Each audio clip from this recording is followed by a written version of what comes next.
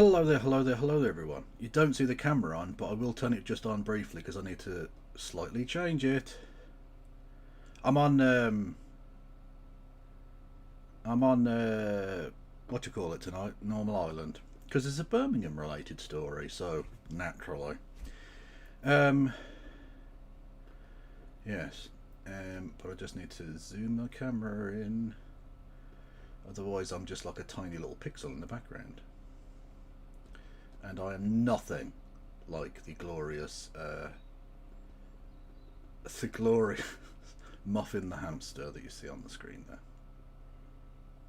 Muffin. Anyway. Yes, deactivate.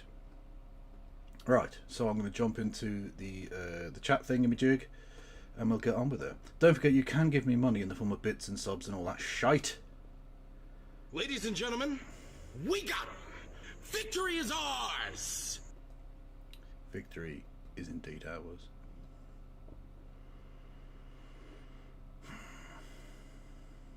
Because they probably won't after that.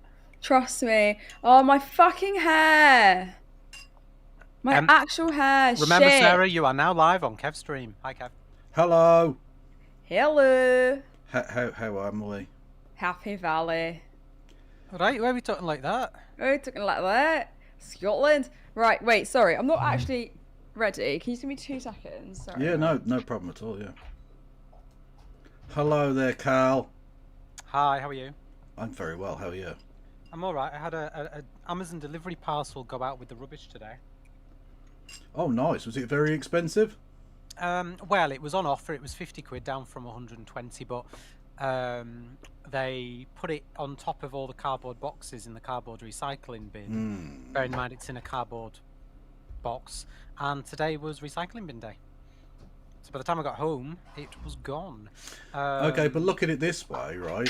At least you live in a city where your bins get fucking collected! Very true, very true.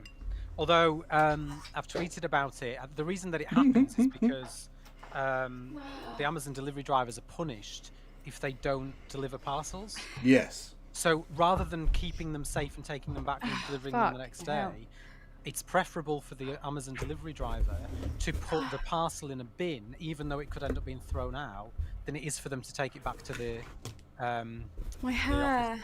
The warehouse. My hair's fucking crap. Because Amazon treat the staff like shit, basically. I can't believe you're going to sit here with my, like, weird fucking just got out of jail hair, and you're going to say that. My hair's shit today. Oh, you know, I literally just came back from work, like, not that long ago. Terrible. I haven't even showered, but I don't stink. So okay, well, I mean, I hadn't assumed you had until you said that. Sorry, I had to clarify that because if I've been out since like 7 in the morning, then presumably someone might stink. But I don't think I smell. Oh, so now the story's changed. Now it's I think I don't smell. No, I know. Okay, no, that's fair enough. Okay. Are you certain, or? No, certain. It's not what you said before Kev came here. Exactly. That's such a lie. When you came in and the first thing you said was, Oh, God, I stink wait, Callum, today. can you switch off local recordings, please? It's too late. It's already on. Oh, fuck. Why? It lags for me. Oh, you're joking. No, I'm not joking. It's too late now. Sorry. Oh, shit. I was going to as well, but if I end the broadcast, it won't stream back out on the same stream. That's fine, it's fine. We'll just commit. Oops. Oops. You ready for your 5-minute countdown? Are all the graphics in? Yeah. Curtis did it for me. Yeah, I'm ready for countdown.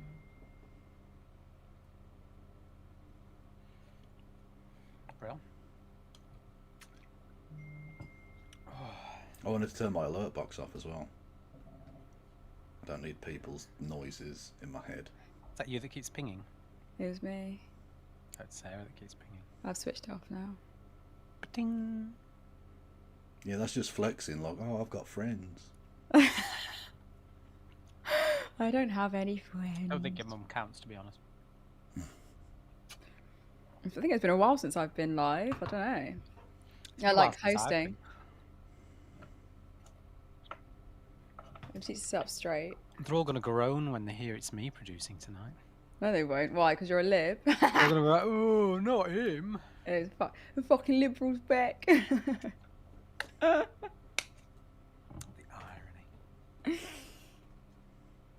Did everyone that went have a good conference, says Leo. I wasn't allowed to go. Nope, be turning that off. Who's done that? Done what? Me. I need studio mode on. Why? Why? Because without it, that's how mistakes happen, Sarah. You need to be able to see what's going up on the screen next before it goes up on the screen. Otherwise, if you press the wrong button and accidentally put the wrong thing on, it goes live and you don't have a chance to change it. If you want to slide the middle thing across so that your live preview's bigger, Yeah, I just want to see myself. then you can see yourself and go for it. Yeah, sweet. Because I don't think that affects at my end, I don't think. Oh, Kevin, it's so good to be with you. Oh, thank you. That's It very really kind. is. It really, really is. Is it because I'm the only white man in Birmingham? Is that it? It's because the only white face in Birmingham. Well, I've literally titled my stream that. It's something like, I'm the white face you might see in Handsworth. That is funny. Fuck it, why not? Yeah, well. And we've got other stories as well. Chat. Yeah. Don't worry, it's not just... It's not just white faces in Birmingham. It's not just racism. Actually, it kind of is, but different kinds of racism. Gonna say you've got literally, anti-Semitism. They're literally all just different kinds, yeah. Yeah.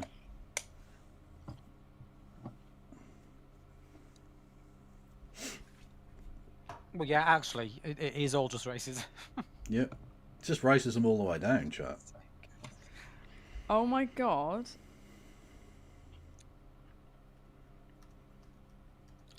Although, can a Jewish state be anti-Semitic towards? Yeah. Definitely. I mean, they have been. They have been. Yeah. So of course they can. What? 100%. Oh my god.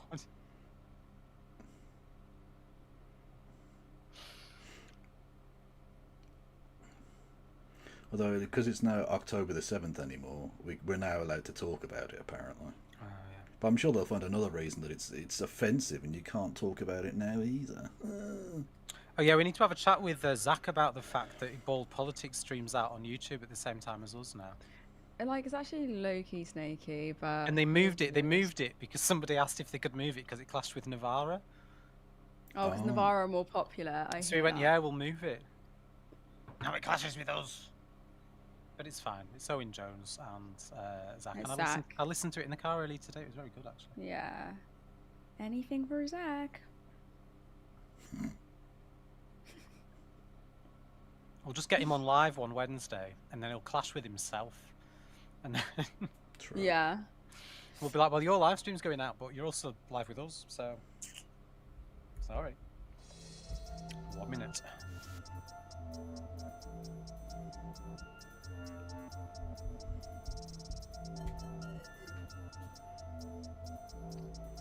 Kevin, if you need to turn off-stage feeds off so you don't hear me wittering, feel free. Sarah, leave yours on, please. No, I don't mind, to be honest. As long as No. you don't start playing like really loud music or something, I'll be fine. No, I certainly won't. Someone said the turn left countdown goes on so long it's literally Hamas. True. True. Oh, I've not put Kevin into all the other spaces. Oh dear. Oh, my fucking ribs. Fuck it, we'll do it live.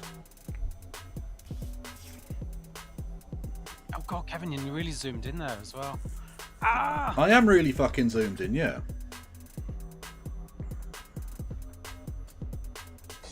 Get rid of the vape smoke. You're going live, Sarah. Am I live? Am I Yes. live? Oh, hello, how are we? Happy Wednesday. I actually don't know if I'm live or not, but apparently I am. So I now do Wednesday shows, by the way. I don't do the Monday, so you won't be treated to my face at the start of the week, which actually was a treat, but now you'll be treated to Curtis's face, which isn't that much of a treat, but joking. But I am joined by the wonderful Kevin Logan. Hello. Hello. Hello, how are you? I'm very well. How are you? Yeah, great, thank you. I'm really happy to have you with me. Awesome. In for a bit while I sort this out. I think it's going to be a good show, and the title of your streams made me laugh. You told me what it was, and it's fucking hilarious. So we're going to get into that today. That's in. But coming up No, on... keep chatting. Give me a I'm minute. going to keep chatting because my producer said I need to keep chatting. But I can tell you the name of the stream, which is I'm the only white face you might see in Handsworth. So yes, I think Kevin might arguably be the only white face we see in Handsworth, apparently, according to Jenrick. But we'll see. We'll see. Oh, Bobby J being racist for political ends. How dare you? It's so unlike the Tories, isn't it? It's so unlike the Tories to be racist. Are you ready, Callum? In a second. Okay, sorry, I don't know what to do. I'm just looking like awkwardly into the camera, but it's because Callum, our producer, is doing something. We're good to go. We're good to go. What's coming and up? we're good to go. So I'm doing this like I actually work in TV. You do work in TV. What's coming up? Coming up on tonight's show, Talk TV went full anti-Semitic on Zach Polansky, Robert Jenrick's vile racist outburst, and Israel treated flotilla activists worse because they were Jewish. As ever, though, do remember to like the stream, get commenting because we're going to come to them later, and share it out so that we can have people watching how incredible we are and how hard we work. But on to our first story. Over the weekend, Talk TV, you know, that Murdoch sideshow for Britain's reactionaries, ran a segment supposedly exposing Green Party leader Zach Polansky for, wait for it, changing his name. Let's have a look. You know, this is a guy changes his name, used to earn a living, conning women that he could enlarge their breasts through the power of hypnotism. Callum, you're going to have to... and he's now ranting and raving about Nigel Farage wanting a one-party state, being a fascist. You heard that sort of almost comical avalanche of socialist left-wing cliches from him. I mean, as I say, I used to sort of have a bit of affection for the Green Party. I didn't agree with them, but I admired their commitment to their cause, and they only wanted to make the planet a better place. But they've been hijacked, haven't they, by some kind of ranting communist, as far as I can see. Oh, absolutely. They've gone from animal welfare and windmills into absolute chaos, right? They are so far off the trajectory that I now argue that if you take their cross at put your cross in the box of the Green Party these days, you're voting for the monster Raven Looney Party. Only this monster is very real and very much alive. The man is a supreme narcissist. He has emboldened, I would argue, some of the most evil elements of British political life. And I do not think the Green Party are a good force for sensible democratic participation.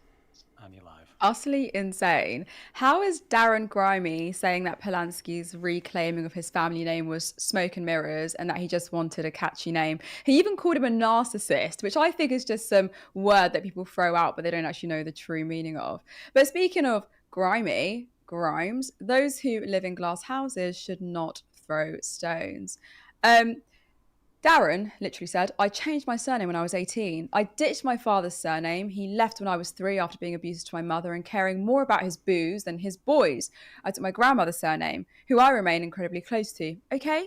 Not that it's any of your business. So it's okay for Darren Grimes to change his name, but not for Zach. Complete and utter clown. Now, for those who are unaware, Zach Polansky was born David Paulden. His family had actually changed their surname to Paulden generations ago to escape anti-Semitism in Britain. As a teenager, Zach chose to reclaim his family's original Jewish name, Polansky, out of pride in his identity. There's nothing secret about this. He's spoken about it openly. Yet, Talk TV ran a segment with the sensational teaser revealed Green Party leader Zach Polansky was born David Paulden, as if they're uncovering a fraud. And then Kevin O'Sullivan derisively tweeted, why does this cartoon caricature call himself Zach Polansky when his name is actually David Paulden? ? And now the smear merchants have discovered Twitter, of course, and they're coming out and they're saying, I kept seeing the name David Paulden bandied about, which led me to do a little search. A jet-setting family, private school, and work as a quote-unquote corporate trainer. Why the left's new poster boy Zach Polansky isn't the working-class hero he'd have you believe. Which is classic, isn't it? The establishment can tolerate privilege when it serves empire. They just can't stand it when someone from within their own social strata defects, grows a conscience, and starts speaking out. It's the same old trick, delegitimize the politics by personalizing the target. If you can't refute what Polanski says about Israel, you smear his past, you drag his family, his school, his job, anything to avoid the point. Funny, isn't it? When a right-wing pundit comes from privilege, they're a success story. When a leftist does it, they're apparently a fraud. And now look, a Jewish man reclaiming his roots is now being mocked by pundits who spend half their careers warning us that anti-Semitism is an existential threat. In an article from Rivka Brown from Novara, they state, much like during the Corbyn years, reading the news as a British Jew in recent weeks has been a strange experience. For while most of us continue living our lives unharmed, the media is frantically telling us that we are inhabiting a hellscape. Diaspora Jews are by this point well acquainted with an increase in anti-Semitic incidents in line with Israeli violence. Synagogues are graffitied, our schools are daubed with red paint, and Jews are yelled in the street. Yet, watching and reading the news is to receive the impression of an increase in anti-Semitism, but of an existential threat to our existence in this country. Needless to say, the evidence behind the inflammatory headlines is patchy. So, to the right-wing pundits of Talk TV, which is it? Is anti-Semitism real and dangerous, or is it a punchline when the Jewish person in question criticizes Israel? Because that's the subtext here, isn't it? When Zach Polanski... Sorry, can I start again? When Zach Polanski condemns Israel's massacre in Gaza, he's not the right kind of Jewish person. Suddenly, the media that performs endless moral outrage over anti-Semitism can't even recognize it, staring back at them from their own teleprompter. This is what weaponized anti-Semitism looks like. Silence when it's directed at the left, hysteria when it can be used against the left.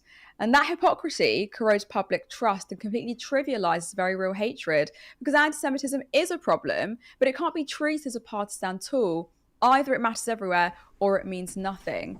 So maybe the question isn't why did Zach Polanski change his name? It's why did Talk TV feel so comfortable dragging a Jewish man's heritage on national television? And why did the self-appointed defenders of Jewish safety say nothing? Kevin, there's no question here, right? This is anti-Semitic, isn't it? Oh, yeah, absolutely, yes. It is anti-Semitic, but it goes beyond just the anti-Semitism of it. Clearly, the main reason that they're doing this is another point you alluded to, which was that he is on the left, right? They're okay with privileged people choosing different names if it suits them. For instance, there was a privileged man who became one of the most right-wing chancellors of the Exchequer we've ever had, called George Osborne. That wasn't his name, though, of course. His real name was Gideon Osborne, but that sounded a bit too posh, and so they had to tone it down a little bit, and no one in the media ever thought that this was some massive scoop that needed to be shown what a liar he was. To Talk TV, I know your journalistic standards are pathetically low, but revealed, a massive scoop, when it's the first line of his Wikipedia bio, is not exactly like groundbreaking Pulitzer stuff, okay? This is not something he's ever hidden. This isn't something he's tried to hide or cover up in any way whatsoever. In fact, he's been outwardly proud of the fact that he has reclaimed his Jewish heritage. His name was Polanski, therefore he has reclaimed that. He has been the self-affirmed, proud Jewish man that people, in certain circles, Zionist circles, pretend they actually want Jewish people to be. This is something that I think, in many respects, Zach Polanski should be very proud of. The attacks against him from people like Talk TV, and there was a smear campaign against him in the Daily Mail as well, over a slightly different topic, but whatever. It's the fact that they hate him. And he should be proud of being hated by those exact people, at least in part because the people he's trying to court to the Green Party side are the kind of people who absolutely lap that up. So it makes a lot of politics sense as well. Zach Polanski... I think it's sort of emblematic in the way in which Kevin O'Sullivan, by the way, hashtag not all Kevins, Kevin O'Sullivan on Talk TV there pointed out that back in the past he had a lot of time for the Green Party, back when they were an ineffective, basically useless campaign organisation that had no real attempt to, affect things politically on the national scale. Now they have a leader who has taken them from under 70,000 members to over 90,000 in the matter of about a month. They're about to top three figures in the not too distant future and very possibly become the third largest political party in the country, and given that the Labour Party is lying about how many people it has, it may become the second at some point in the not too distant future, I dare say. Now they are a real force in British politics who look like they're going to get into double figures in terms of a national election and in terms of an overall percentage of the vote, and very possibly climb above the Conservative Party in total number of seats. That's within the margin of error. This is why they're scared of Zach Polanski, because he's a genuine progressive with a genuine chance to change things against the status quo, and that's why they're attacking him. And it must be borne in mind that they are using the very anti-Semitism for which they have accused the left, which wasn't really true in most cases, to do so. Because they'll use literally anything they possibly can, including inventing things like maybe they'll call him a Czechoslovak spy next. Maybe they'll say he didn't kneel at the appropriate angle at the cenotaph. Rewarm some of the old classics they used against Jeremy Corbyn. Who knows? Yeah, it's this ridiculous weaponization of it, isn't it? And the fact of the matter is that anti-Semitism is very, very real, and it is on the rise. Like, this is something that is real and it's affecting Jewish communities up and down the country. But I think what arguably makes anti-Semitism worse is when people like this have a platform and almost reduce it to a reactionary talking point on a ridiculous show like Talk TV. Yeah. And that's what frustrates me. Yeah, absolutely. The undermining of the seriousness of the accusation, and it should be a serious accusation because it's a very serious topic, as we saw, unfortunately, in Manchester in the very recent past. Anti-Semitism is an enormous scourge and something that needs to be fought against constantly and stamped out with all the force that we possibly can. And in doing, part of the way in which we do that is by calling it out when it's a real thing, by undermining it, by using examples that are not anti-Semitic. Like, for instance, when they said, well, Jeremy Corbyn said the name Epstein slightly weird, therefore he's basically Hitler. People then laugh at the accusation of anti-Semitism. You have undermined one of the key verbal ways in which we attempt to try and defend Jewish communities from the bigotry that they face by trivialising and using that in ways that are completely inappropriate. You are betraying the very groups you are claiming to support by undermining the seriousness of the accusation of anti-Semitism.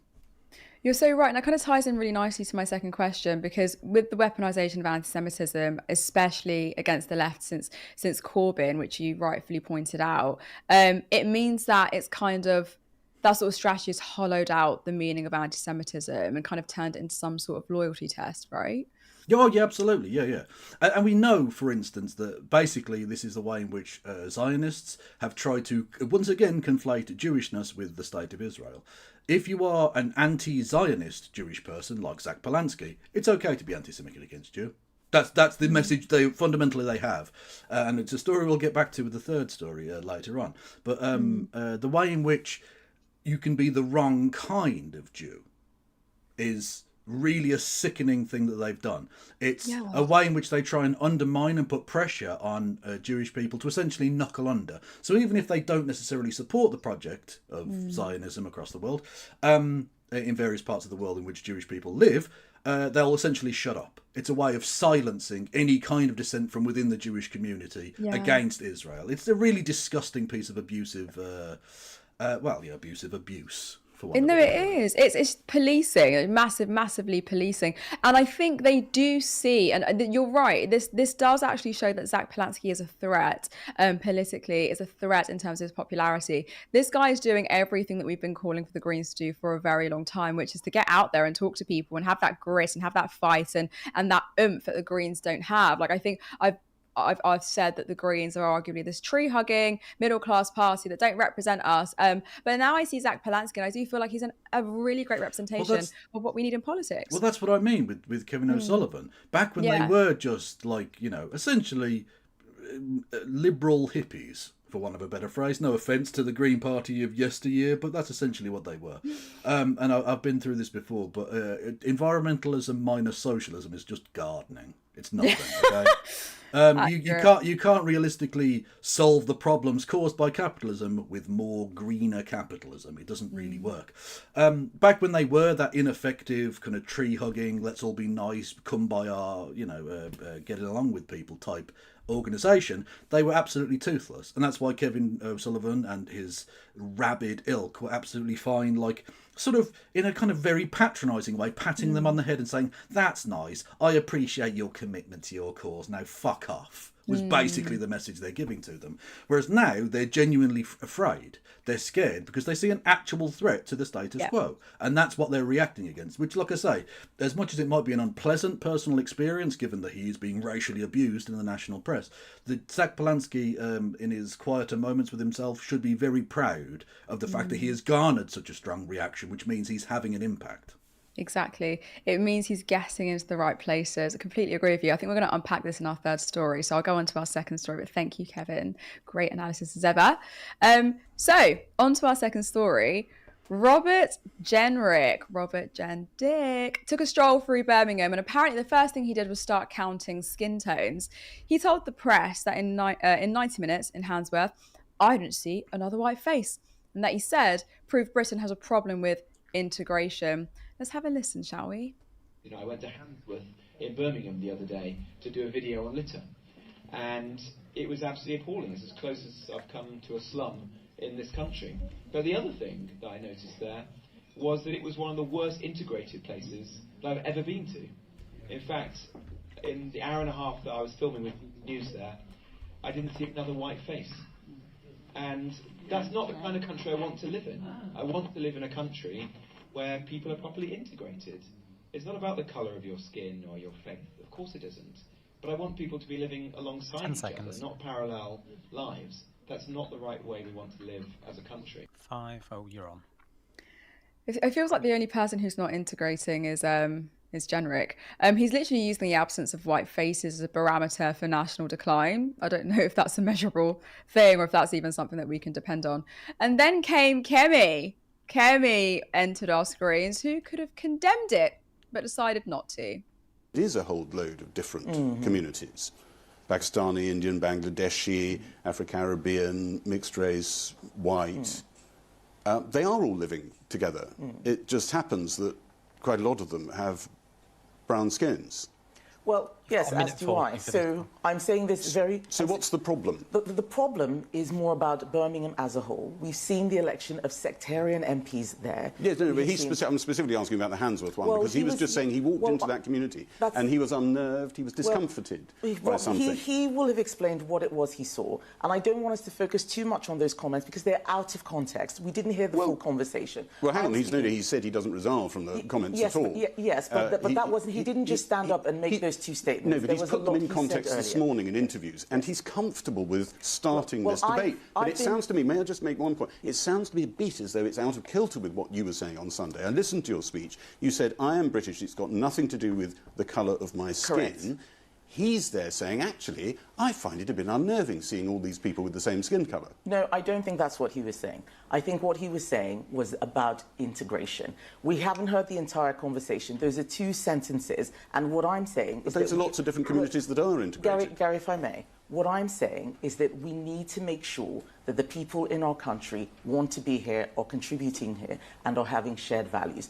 Birmingham has a problem. You look at who's been elected there. Sectarian MPs campaighning for airports. Yes, you're talking about that, and I'm talking about what he said, and yes, I'm trying to bring it back to... But the point I'm making is that it's all related. Point. It is not a separate point. That's where we disagree. It is not a separate point. He may have used a phrase which, out of context, does not explain that point well. I'm the leader of the party. I gave a speech about this. I am making the point. It doesn't matter what the colour of your skin is, but we do need to have shared British values. You're on. Makes zero sense. Kemi, I do not understand you. I get more confused the more she comes on screen, the more she opens her mouth. I'm just like, who are you? And what are your values? Instead, she's saying Jenrick was just making an observation. She called it a factual statement. Apparently, it's perfectly fine to measure a community's worth by its whiteness, as long as you say you're being factual about it. In other words, counting brown or white faces isn't a policy. Integration is more complex than that. Yet, in practically the same breath, she defended Jenrick's choice of words as a factual description. Wild. What a weird one, Kemi. An odd and curious balancing act. She says judging by appearance is not the point, but also that Jenrick did nothing wrong by literally doing just that. You do the maths there. Well, let's think. Why the eagerness to defend Jenrick's controversial remarks? Well, look no further than the Conservative Party's right-wing rival, Reform. At the very same Tory conference where Jenrick's comments stirred outrage, Nigel Farage's Reform was making headlines by poaching Tory members and councillors en masse. In fact, on the conference's third day, around 18 to 20 Conservative councillors defected to Reform in one go, a humiliating blow to Kemi's party. Farage crowd the Conservative Party is dead as an effective opposition, welcoming defectors to their quote-unquote natural home with Reform. And ironically, this is following a YouGov poll that found half of Tory members think that Kemi should not lead the party into the next election. So it makes it quite interesting. I think that it's against this backdrop that Kemi's scrambling to fortify her right flank. She follows all of this by painting Reform as not truly right-wing at all. In a series of interviews, she argued that Farage's party is basically posing as hardline Conservatives whilst pushing big government spending. She says, Reform wants to increase welfare. Reform wants nationalisation. Those are not, quote-unquote, Conservative policies. The Tory leader even shrugged off the swarm of defections as a kind of cleansing. Losing turncoats to Reform, that's just shedding a lot of the baggage over the last 14 years. Pretty bold spin, effectively calling defectors fair weather Tories who weren't committed to true conservatism anyway. But it underscores how Kemi is drawing an ideological line in the sand. Her Conservatives will be the real party of the right, whilst Reform are cast as pretenders who want to spend more, tax more, and borrow more. So the question is, who wins when the so-called centre-right becomes indistinguishable from the far right, or supposedly far right, it claims to fear? Because in this context, the only thing moving faster than Jenrick's mouth is the Overton window. Kevin, Kemi's argument essentially says, we're the true party of the right, not these populist imposters who want nationalisation, etc. Are the Tories trying to out-reform Reform, or are they just collapsing into them? Well, a little bit of both, in all honesty. The really galling aspect of all of this, I think, as a lifelong Brummie and a very proud person civically, is that my city is being used as a political football. They're trying to stir a racial divide in my city. In the case of Robert Jenrick, to basically unofficially start his leadership campaign, because Kemi can be gone in a month's time, and he's probably going to trigger that at some point in the future, I imagine. And Kemi is backing him up because she doesn't want him to be able to do so. She wants to essentially try and remain the leader of the party, even if it's nominal for the time being. It's genuinely pathetic.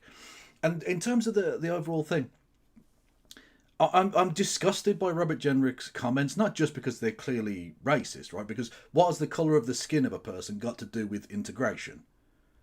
Are these people less British based on the colour of their skin? Because, for instance, if he'd bumped into one of the Ukrainian refugees who had moved to Britain in the recent past, he would see a white person and instantly think that they were somehow more British than the black guy whose grandparents were born here and parents were born here and he was born here. Somehow. Like, he says in the thing, it's not about your colour of skin. Well, why did you mention it then, mate? What was the relevance of it exactly? Why did you bring that up as if that was something that was relevant? And also, it's particularly galling to hear this man come up from London, this member of the private school mafia, doing his weird, sneering, racist, poverty safari hunt nonsense. He says in the thing, I was here for an hour and a half. Well, maybe if you spent any more than an hour and a half in the entire city, you might learn something about the place, if you gave a shit about us. And you clearly don't. And that's sort of the problem that the Tories have always had in cities like mine, is that they don't care. They don't want to care. They don't want to know about the place. They just want to use it as a political football. It's genuinely disgusting. The temerity of this piece of garbage to suggest that Handsworth is a slum. Now, Handsworth is a part of the city that I know very well. My grandma used to live on the Lozelles Road, literally right there in the place. I grew up playing football and cricket with black kids and brown kids and all kinds of different people in Handsworth Park on the weekends, right? It was an amazing place. I've got a lot of fun memories of the place, and I've still got family there. I go there pretty regularly. And there's no doubt that, statistically speaking, he is correct that the majority of people who live there are not white. It's about 10% white people live in the area, according to the last census, right? So it is possible for him to have spent an hour and a half there and not seen a white face. But it's how you approach that fact.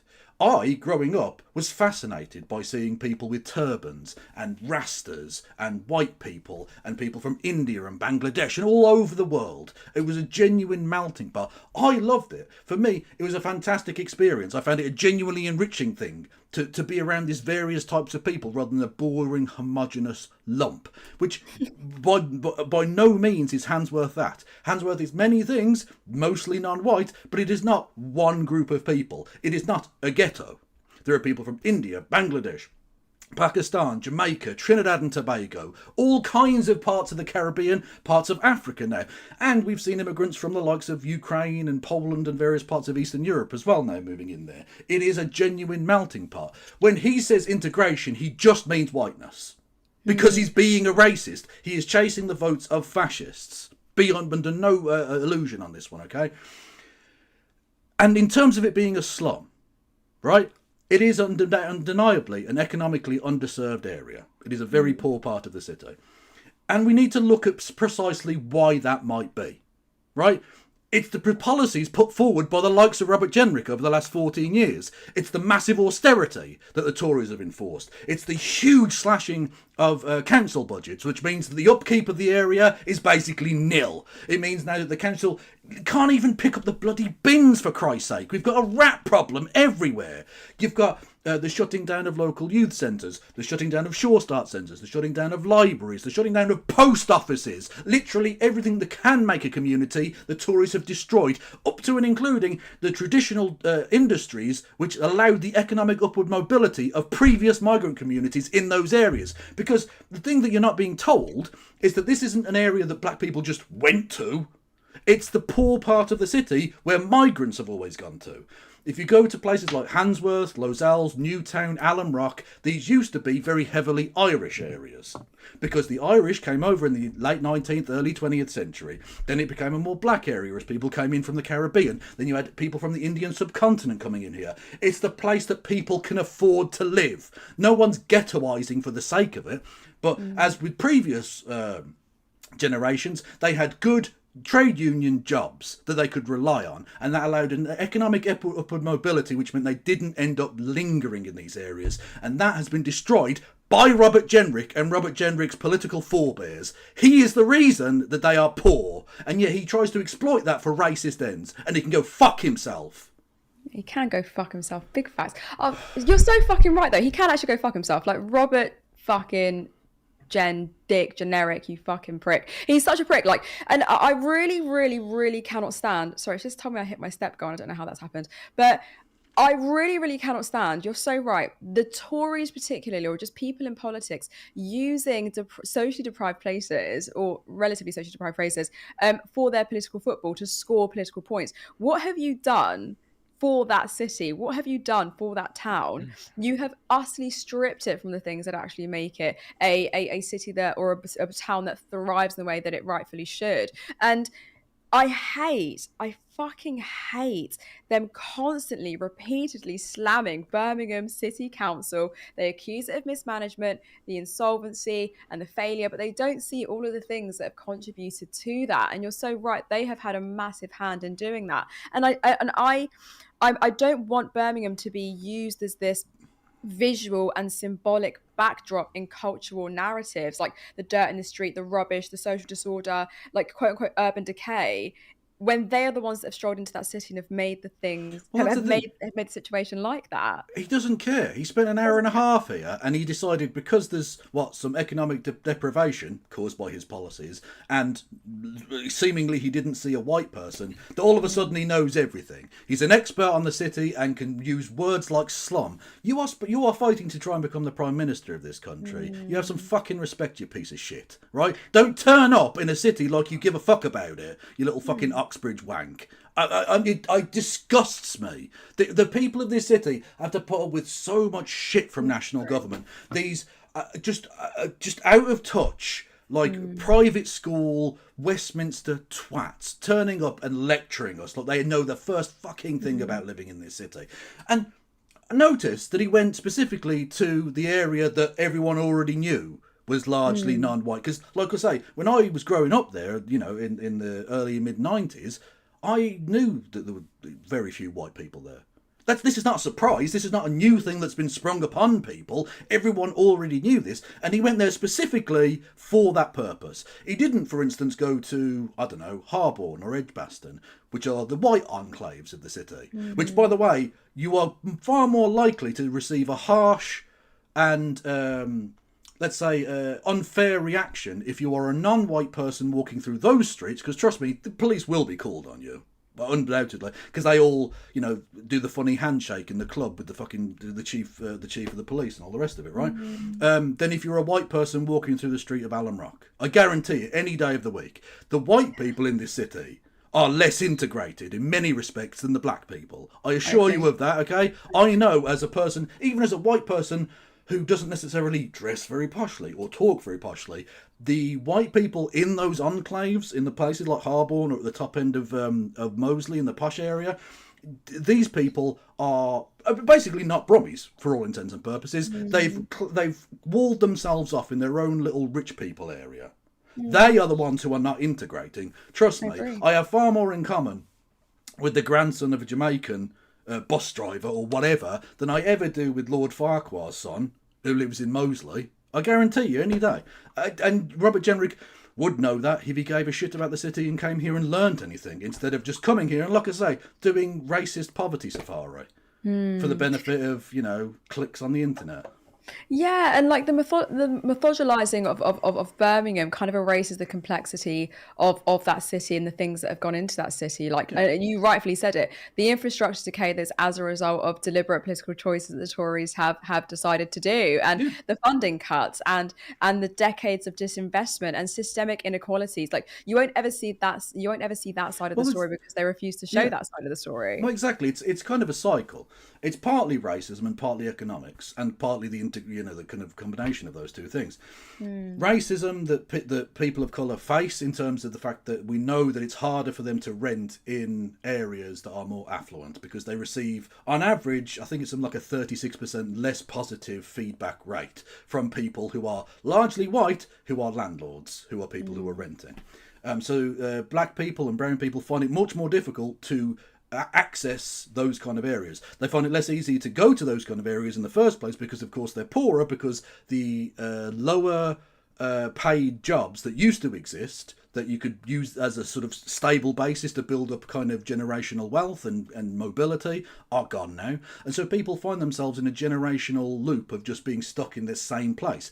And even if Robert Jenrick or anyone else cared to do a genuine kind of like, let's make sure everywhere has this percentage of white people and this percentage of black people and this percentage of whatever, as a way of trying to integrate whatever integration even means in these people's words, you couldn't do that anyway because of another Tory policy, which is the absolute hollowing out of the council housing stock. So the council couldn't implement that kind of policy because we don't have any fucking houses. Make it make sense. Or the houses are there, they're just inaccessible to the working people, to people that actually deserve homes because they do work fucking hard. And that kind of like comes in quite nicely to my second question. Like the line, and I want to talk about identity politics. Like the line from the right is that you don't see colour, and it's not about colour, but that the individual person is what matters. Often the critique from the right towards the left is that the left often boxes people into categories. Like you're black, how can you have this opinion? A right wing black person, you shouldn't be saying this, blah blah blah. Yet I think the right are falling under their own weight of contradictions. They are obsessed with identity politics, and something they accuse the left of doing, and now Jenrick is judging Birmingham by the lack of white faces. Like, make it make sense. Yeah, absolutely. Yeah, look, we all know that every accusation with the right is a confession. Every time they try and throw something at us, it's always because they're trying to hide their own version of that thing. We've seen, obviously, from Zionists, the fact that they genuinely seem to think that all Jewish people should have one opinion about the state of Israel, and anyone who dissents from that is treated more anti-Semitically than often a Nazi will treat a Jew. You have Robert Jenrick with his, literally in the same breath of saying, I didn't see any white faces, as if that was a bad thing, and then saying, but it's not about your race or your colour or your whatever. Well, why did you mention that then? If it wasn't about that, why did you bother to mention that fact? Because, like, if I walk around an area and I don't see white people, I don't even really think about it. It doesn't register in my head because I don't care. Couldn't give two shits whether the person is white or black or brown or whatever. It doesn't bother me. I just walk along the street and I treat people as I want to be treated until they show me otherwise, right? That's the way you should act as a normal human being, rather than thinking, oh, there are no white people, I'm scared. Well, maybe if you lived in anywhere other than just a white area, I presume. Like, I presume he doesn't walk around Belgravia in London and think, well, I don't see any brown people around here at all. This is the most outrageous lack of integration I've ever seen. Level the place! No. Because it's rich people. Rich white people who went to private school who all think exactly the same. That kind of homogeneity is just fine in Robert Jenrick's eyes. Yeah, just the right integration. That's what they want, just isn't it? Just the white integration. Just yes. Sounds about white. Yeah, you're right. So thank you, Kevin. That was great. We can talk about that all day. If you're enjoying the stream, then please like and subscribe. Just to remind viewers that we have 5 volunteers. We do not get paid for this work, but one day we would love for this to be our full-time job. So if you can, then consider becoming a supporter by going to turnleftmedia.co.uk/support. There you can become a monthly patron, or there is another link for a one-off donation. Of course, you can also become a YouTube member for just 99 pence. But don't put yourself out. We know that times are tough, all that sort of stuff. So sometimes a share, a comment, all that sort of stuff goes a long way. We've got a great community, so I'm really grateful. On to our final story, though. The majority of the Sumud flotilla activists have arrived home after being kidnapped in international waters by Israel for trying to bring aid to Gaza. Not everyone has been released, but the latest member of the flotilla, David Adler, co-general, coordinator of Progressive International, has just arrived home. Many activists gave their testimonies of their vile treatment by Israeli authorities, including Greta Thunberg. One of the deported activists who arrived at Istanbul airport on Saturday recounted shocking details of what he described as brutal assaults on some activists during their detention, telling reporters they dragged little Greta by her hair in front of her eyes, beat her and forced her to kiss the Israeli flag. They did everything imaginable to her as a warning to others. She's still a little kid. They made her suffer. Now, a state that's engaging in genocide is hardly surprising to us that they are also abusing activists for bringing aid to Gaza. For the corporate media, who have been obsessed with treating Jewish people in the state of Israel as one in the same, will probably ignore this testimony from David Adler. This is David speaking to Zito, explaining that he was treated poorly because he is Jewish. In Ashdod port, we were frog marched out, heads down, knees on our knees, and for basically a giant photo op for Ben Gvir, as one of the few Jews on the mission. They found me, asked me if I was Jewish, ripped me by the ear, threw me in front of the Israeli flag to sit away from the whole group that was sat, hundreds of us, on our knees and heads down, for Ben Gvir to show up and come yell at us in our face that we're terrorists. And so we were treated. So from that moment, we were strip searched and zip tied and blindfolded and sent to this detention camp without any kind of process.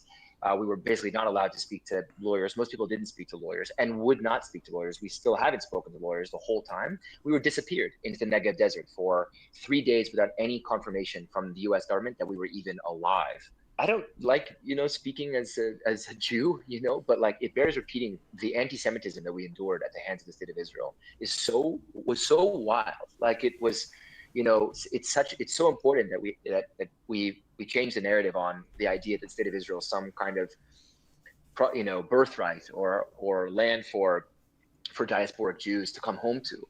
We were treated like, obviously Palestinians are considered to be the most dangerous thing that they need to either deny or destroy. But an unfaithful Jew to this Netanyahu government is considered to be like, so threatening to them that we were given this special interrogation by Ben Gvir and the other Jew that was with me in the cells, who was suffering from severe medication withdrawals, who was begging and begging and begging day in and day out for a medic, was denied the most basic access to that medic. I don't want to name him without him being able to name himself, but begging. I mean, you could hear his cries every single morning, day and night. You could hear his suffering, and they basically, the guards at this facility said, in your dreams, we'll be with you. And you're on. So, will the media talk about how Israel specifically treated a Jewish man worse? Of course not. Kevin, there is a pattern here, isn't there? You know, we've had Gideon Levy, we've had Naomi Klein, now David Adler. Like, Jewish leftists are demonized or erased for their politics. Is this the final hypocrisy of Zionism, that it persecutes Jewish people who refuse to dehumanize others? And if anti-Semitism means hostility towards Jewish people, how is Israel's treatment of Jewish dissenters not anti-Semitic? Well, as we talked about with the first story, Israel sees these people as the wrong kind of Jew, which apparently they see as not anti-Semitic, even though it's about as anti-Semitic as you can possibly get.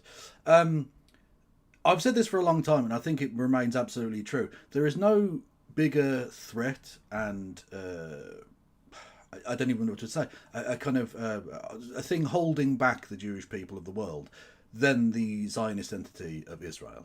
They are the biggest threat to Jewish people around the world. They make Jewish people's lives more difficult, they make them more dangerous, and ultimately they despise Jewish people. They will not only send Jewish people to go and fight and die for their political ends in Gaza and the West Bank, and would happily do so in Iran if they had even half the chance to be able to do so.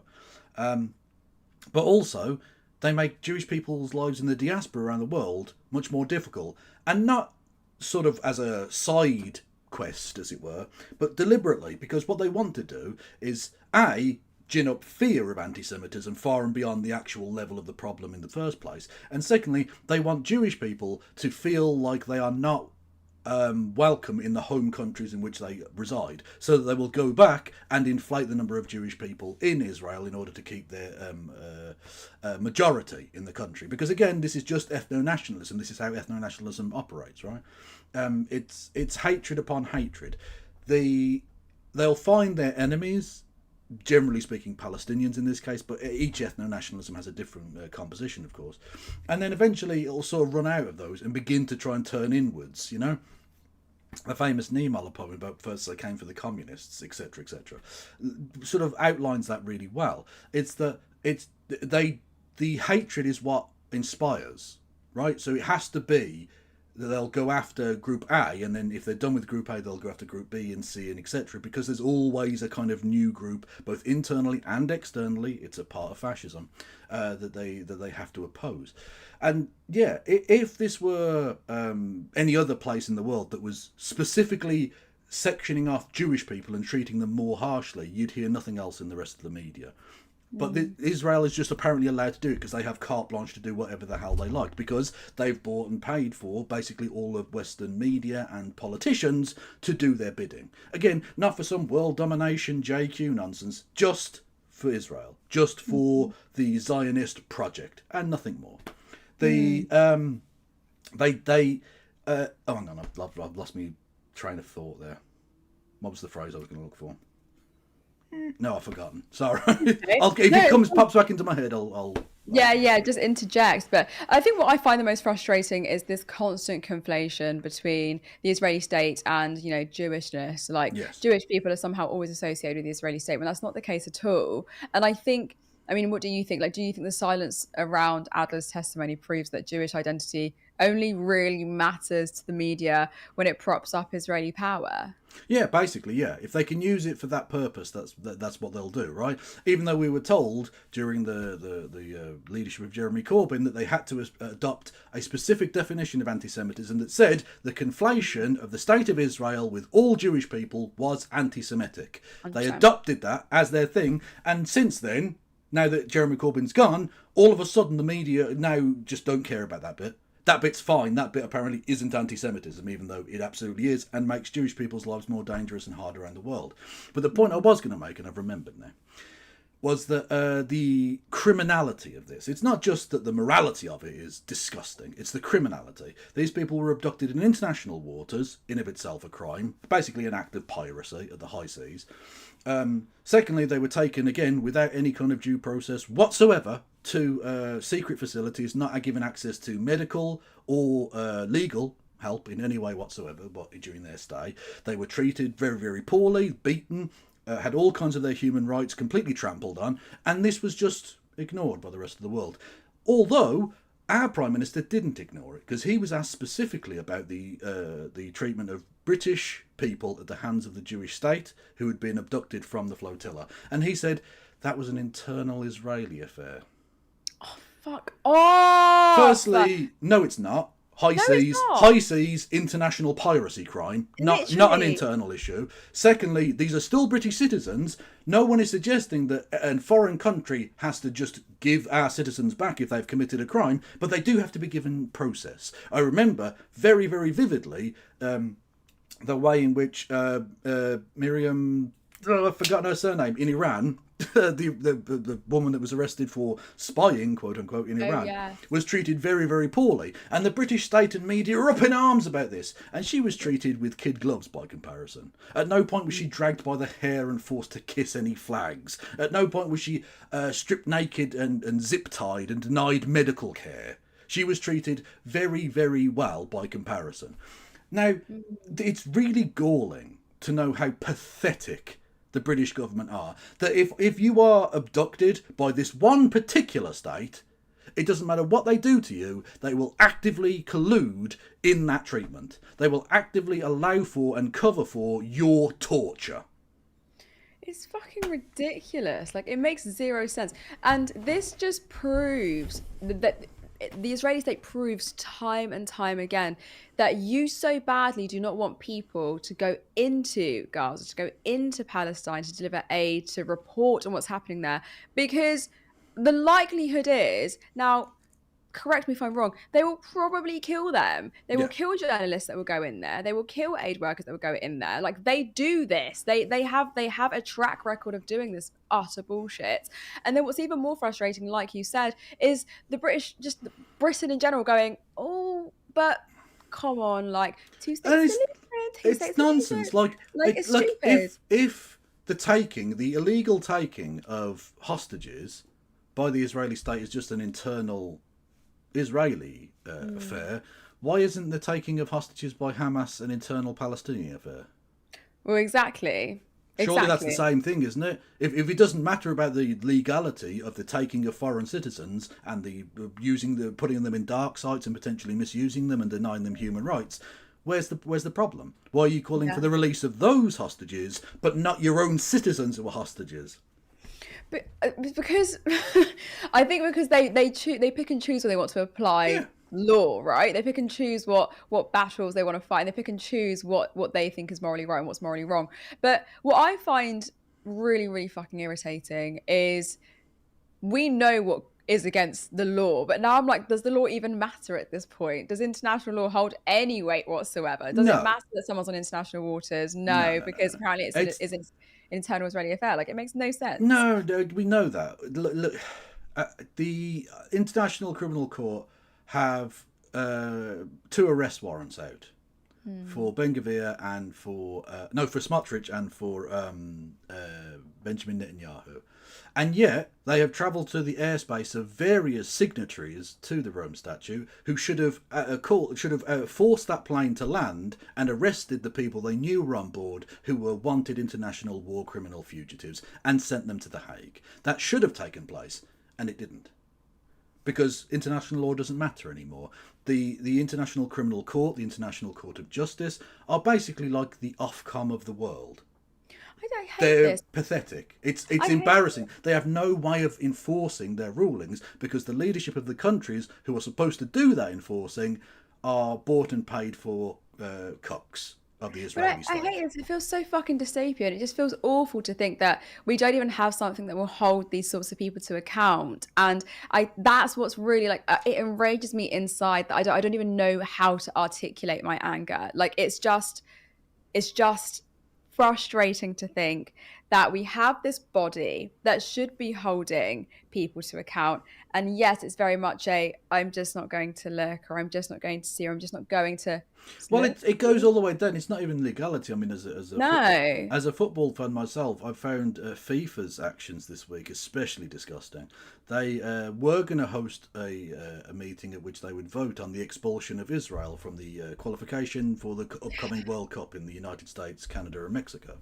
And they cancelled that and said that FIFA can't solve world problems. Now, that is technically true. They can't. No one is expecting you to. Okay? When Russia invaded Ukraine, 2 days later, FIFA and UEFA cancelled both the international team and the participation of their domestic teams in European competition. 2 days after the invasion. Into the 3rd year now of this particular leg of the 80-year-long genocidal campaign against the Palestinian people, FIFA are now like, what do you want us to do? Anything at all? No. Like, they're a joke. And basically, that's the attitude that the entire international community and the bodies that are there to try and govern, supposedly, the law that we're all supposed to live by. They've taken that approach of just like, Israel just gets sort of allowed to do whatever the hell it likes. It's pathetic. Root and branch, we need to detoxify all of Western culture from the pernicious financial influence of a genuinely evil sect of people called Zionists. Now, don't misunderstand me there. I don't mean Jewish people, because there are many superb Jewish people. In fact, the Jews Against Israel, the Jewish bloc, who literally lead every pro-Palestine march, the people who are the descendants of Holocaust survivors at those same marches, absolutely beautiful human beings who I love dearly. I don't mean those people. I mean Zionists, most of whom are Christians in North America. The vast majority, about 80% roughly, of world Zionists are Christians in North America. So I don't mean them. I mean that Zionists have used money from American political entities to buy and destroy huge amounts of the independent press and independent sovereign states. And those influences need to be rooted out completely and utterly. What a shame it is as well for us to have to constantly say, I'm talking about Zionism, I'm not talking about Jewish people, because of how much it's being framed as though the Israeli state represents Jewish people. Or it's deeply annoying, but you do have to make that, because they'll try and take it out of context and say, oh, you mean just Jewish people. No, I don't mean Jewish people. So you mean anti-Semitic? No, I'm actually talking about Zionism and how Zionism in and of itself is racist. And completely agree with you, Kevin. Let's go to our comments. Let's. Hello. How are you? Yes, good, thank you. How are you? I'm all right. Plodding on as usual. Right, where to start? Let's start with the super chats. We've got quite a few. Michael, £2 super chat. Thanks, Michael. Left might struggle with tech, but defo not hair. I love Michael. Love you, Michael. Which, given the conversations we were having about hair prior to the show. Well, I presume that wasn't about me. It was definitely about you, Kevin. The Good Globalist gifted 5 turn left memberships. Thank you. So Vicky's received 1. Matilda, John, Jojo, and Mark as well. Steve gifted another 5, so that's gone to Marriage Causes Divorce. To Callie, to Nora, to Serp, and to Stu as well. Marriage does cause divorce. We've got this one from Oz, a £5 super chat. Agree with Jendik. It's utterly terrible that the white folk of Brummie don't want to live amongst people of colour. True. I love saying Jendik. Jen Prick, Jendik. It's fucking brilliant. Exactly. When will the whites integrate with the rest of us?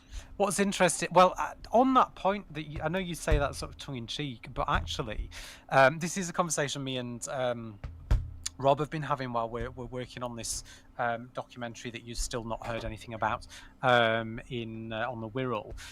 Something that we noticed when we were out recently was the number of a lot of white British people. We hear this argument, oh, well, our high street's gone. It's not our high street anymore. They've taken over our high street. And you walk down some of the high streets and they're all, the shops that are there, they're either bookies, charity shops, or in the case of where we were, there was a lot of international supermarkets. And we were trying to understand that, the high street was booming in the sense of the international supermarkets that were there. But all the other sort of local, quote unquote, British shops had closed. The market had closed because they opened a big Asda, which then took all the customers from the market. But one of the conversations that we had and that we're sort of trying to unpack, which I'm interested in your thoughts on this, is actually about, white people integrating, because it seems that people from other cultures and other backgrounds, they do community really, really well. I will never forget during Ramadan a number of years ago, I was really, really ill. I'd picked up a horrible tummy bug or food poisoning or something. I don't know what it was. And I had to move the mattress downstairs because I had a downstairs bathroom at the time. And like, I just had to sleep in the living room. Like, it was really, really bad. And after a couple of days, I got a knock on my door, and it was a group of people from the local mosque that were going out handing out like care packages to people in the local community for Ramadan.